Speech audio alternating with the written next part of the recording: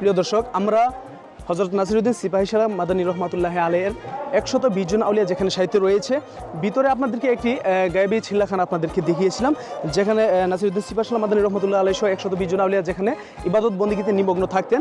আজকে আপনাদেরকে আরেকটি ছিল্লাখানার সাথে পরিচয় করে দিব। আপনারা আসেন। আমরা আপনারা যে দেখতে পাচ্ছেন এখানে আরেকটি ছিল্লাখানা রয়েছে। এই ছিল্লাখানা সম্পর্কে অত্র দরবার শরীফের সাজেদান নশীন হযরত মুরাদ আহমদ চিশতি ভাইজানের কাছ থেকে জেনে নিব। ভাইজান একটু বলবেন। আলহামদুলিল্লাহ, আমরা ঠিক 1 বছর আগে উরুসে একটি চিল্লা মোবারক আমরা করছিলাম, পরিচয় করে দিছিলাম। এটি হচ্ছে আরেকটি চিল্লা মোবারক, চিল্লা শরীফ।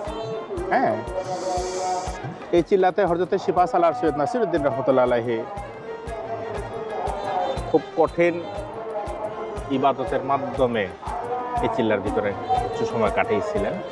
এটা কিন্তু ওই আগের যে চিল্লাটা ছিল, ওই চিল্লাটা কিন্তু ছিল ওটা দাঁড়ায় যেতে পারতো, কিন্তু এটা এতই সরু, জিনিসটাতে কোনো রকম যে একটু বৈশা বৈশা নামাজ পড়া একটু জায়গা আছে।